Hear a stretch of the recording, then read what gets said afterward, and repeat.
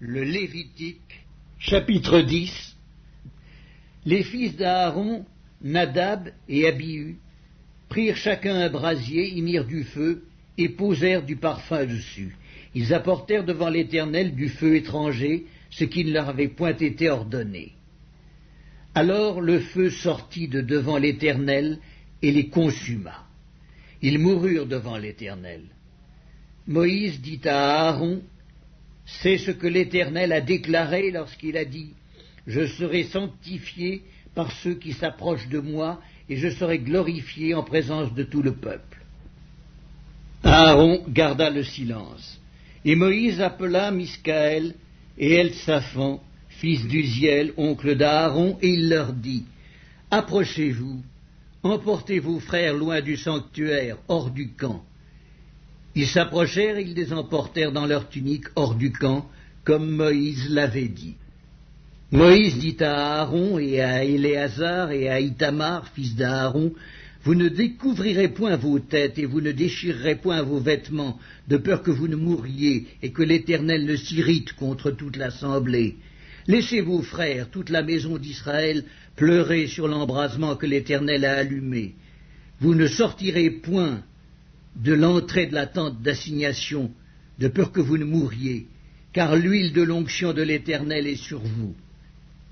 Ils firent ce que Moïse avait dit. L'Éternel parla à Aaron et dit: tu ne boiras ni vin, ni boisson enivrante, toi et tes fils avec toi, lorsque vous entrerez dans la tente d'assignation, de peur que vous ne mouriez. Ce sera une loi perpétuelle parmi vos descendants, afin que vous puissiez distinguer ce qui est saint de ce qui est profane, ce qui est impur de ce qui est pur, et enseigner aux enfants d'Israël toutes les lois que l'Éternel leur a données par Moïse. Moïse dit à Aaron, à Éléazar et à Ithamar, les deux fils qui restaient à Aaron: prenez ce qui reste de l'offrande parmi les sacrifices consumés par le feu devant l'Éternel, et mangez-le sans levain près de l'autel, car c'est une chose très sainte. Vous le mangerez dans un lieu saint. C'est ton droit et le droit de tes fils sur les offrandes consumées par le feu devant l'Éternel, car c'est là ce qui m'a été ordonné. Vous mangerez aussi dans un lieu pur, toi, tes fils et tes filles avec toi, la poitrine qu'on a agitée de côté et d'autre, et l'épaule qui a été présentée par élévation, car elles vous sont données comme ton droit et le droit de tes fils dans les sacrifices d'action de grâce des enfants d'Israël. Ils apporteront, avec les graisses destinées à être consumées par le feu, l'épaule que l'on présente par élévation et la poitrine que l'on agite de côté et d'autre devant l'Éternel. Elles seront pour toi et pour tes fils avec toi, par une loi perpétuelle, comme l'Éternel l'a ordonné. Moïse chercha le bouc expiatoire, et voici, il avait été brûlé. Alors il s'irrita contre Éléazar et Ithamar, les fils qui restaient à Aaron, et il dit: pourquoi n'avez-vous pas mangé la victime expiatoire dans le lieu saint? C'est une chose très sainte, et l'Éternel vous l'a donnée, afin que vous portiez l'iniquité de l'assemblée, afin que vous fassiez pour elle l'expiation devant l'Éternel. Voici, le sang de la victime n'a point été porté dans l'intérieur du sanctuaire. Vous deviez la manger dans le sanctuaire, comme cela m'avait été ordonné. Aaron dit à Moïse: voici, ils ont offert aujourd'hui leur sacrifice d'expiation et leur holocauste devant l'Éternel. Et après ce qui m'est arrivé, si j'eusse mangé aujourd'hui la victime expiatoire, cela aurait-il été bien aux yeux de l'Éternel? Moïse entendit et approuva ces paroles. Le Lévitique, chapitre 11. L'Éternel parla à Moïse et à Aaron et leur dit: parlez aux enfants d'Israël et dites: voici les animaux dont vous mangerez parmi toutes les bêtes qui sont sur la terre. Vous mangerez de tout animal qui a la corne fendue, le pied fourché et qui rumine. Mais vous ne mangerez pas de ceux qui ruminent seulement, ou qui ont la corne fendue seulement. Ainsi vous ne mangerez pas le chameau qui rumine mais qui n'a pas la corne fendue. Vous le regarderez comme impur. Vous ne mangerez pas le daman qui rumine mais qui n'a pas la corne fendue. Vous le regarderez comme impur. Vous ne mangerez pas le lièvre qui rumine mais qui n'a pas la corne fendue. Vous le regarderez comme impur. Vous ne mangerez pas le porc qui a la corne fendue et le pied fourché mais qui ne rumine pas. Vous le regarderez comme impur. Vous ne mangerez pas de leur chair et vous ne toucherez pas leur corps mort. Vous les regarderez comme impurs. Voici les animaux dont vous mangerez parmi tous ceux qui sont dans les eaux. Vous mangerez de tous ceux qui ont des nageoires et des écailles et qui sont dans les eaux, soit dans les mers, soit dans les rivières. Mais vous aurez en abomination tous ceux qui n'ont pas des nageoires et des écailles, parmi tous ceux qui se meuvent dans les eaux et tout ce qui est vivant dans les eaux, soit dans les mers, soit dans les rivières. Vous les aurez en abomination, vous ne mangerez pas de leur chair, et vous aurez en abomination leur corps mort. Vous aurez en abomination tous ceux qui, dans les eaux, n'ont pas des nageoires et des écailles. Voici parmi les oiseaux ceux que vous aurez en abomination et dont on ne mangera pas: l'aigle, l'orfraie et l'aigle de mer, le milan, l'autour et ce qui est de son espèce, le corbeau et toutes ses espèces, l'autruche, le hibou, la mouette, l'épervier et ce qui est de son espèce, le chat-huant, le plongeon et la chouette, le cygne, le pélican et le cormoran, la cigogne, le héron et ce qui est de son espèce, la huppe et la chauve-souris. Vous aurez en abomination tout reptile qui vole et qui marche sur 4 pieds. Mais parmi tous les reptiles qui volent et qui marchent sur 4 pieds, vous mangerez ceux qui ont des jambes au-dessus de leurs pieds pour sauter sur la terre.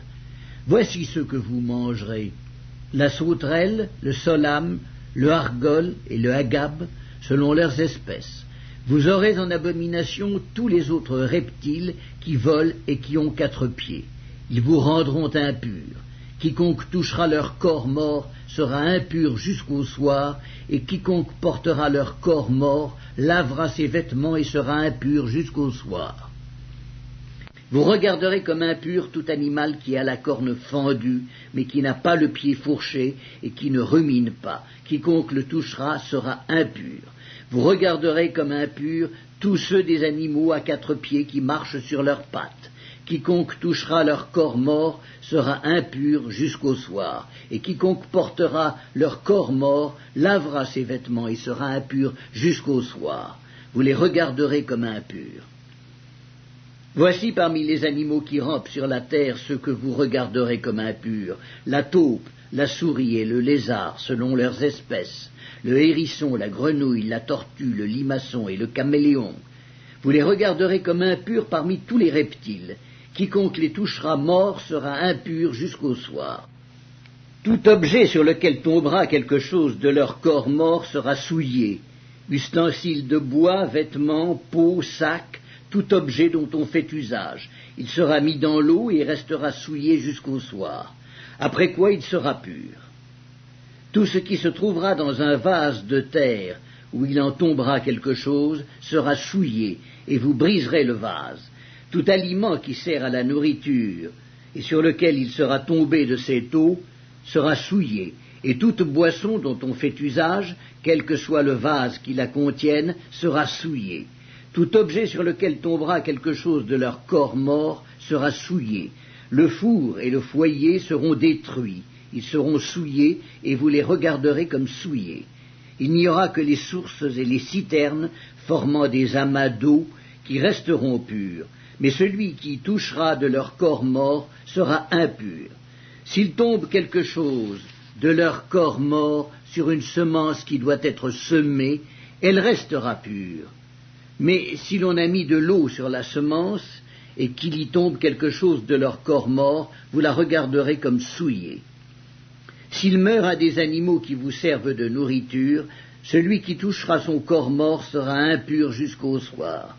Celui qui mangera de son corps mort lavera ses vêtements et sera impur jusqu'au soir, et celui qui portera son corps mort lavera ses vêtements et sera impur jusqu'au soir. Vous aurez en abomination tout reptile qui rampe sur la terre, on n'en mangera point. Vous ne mangerez point parmi tous les reptiles qui rampent sur la terre, de tous ceux qui se traînent sur le ventre, ni de tous ceux qui marchent sur 4 pieds ou sur un grand nombre de pieds, car vous les aurez en abomination. Ne rendez point vos personnes abominables par tous ces reptiles qui rampent. Ne vous rendez point impurs par eux, ne vous souillez point par eux, car je suis l'Éternel votre Dieu. Vous vous sanctifierez et vous serez saints, car je suis saint. Et vous ne vous rendrez point impurs par tous ces reptiles qui rampent sur la terre. Car je suis l'Éternel qui vous ai fait monter du pays d'Égypte pour être votre Dieu et pour que vous soyez saints, car je suis saint. Telle est la loi touchant les animaux, les oiseaux, tous les êtres vivants qui se meuvent dans les eaux et tous les êtres qui rampent sur la terre, afin que vous distinguiez ce qui est impur et ce qui est pur, l'animal qui se mange et l'animal qui ne se mange pas. Le Lévitique, chapitre 12. L'Éternel parla à Moïse et dit, « Parle aux enfants d'Israël et dis, lorsqu'une femme deviendra enceinte et qu'elle enfantera un mâle, elle sera impure pendant 7 jours. Elle sera impure comme au temps de son indisposition menstruelle. Le 8e jour, l'enfant sera circoncis. Elle restera encore 33 jours à se purifier de son sang. Elle ne touchera aucune chose sainte, et elle n'ira point au sanctuaire, jusqu'à ce que les jours de sa purification soient accomplis. Si elle enfante une fille, elle sera impure pendant 2 semaines, comme au temps de son indisposition menstruelle, et elle restera 66 jours à se purifier de son sang. Lorsque les jours de sa purification seront accomplis, pour un fils ou pour une fille, elle apportera au sacrificateur, à l'entrée de la tente d'assignation, un agneau d'1 an pour l'holocauste et un jeune pigeon ou une tourterelle pour le sacrifice d'expiation. Le sacrificateur les sacrifiera devant l'Éternel et fera pour elle l'expiation, et elle sera purifiée du flux de son sang. Telle est la loi pour la femme qui enfante un fils ou une fille. Si elle n'a pas de quoi se procurer un agneau, elle prendra 2 tourterelles ou 2 jeunes pigeons, l'un pour l'holocauste, l'autre pour le sacrifice d'expiation. Le sacrificateur fera pour elle l'expiation, et elle sera pure.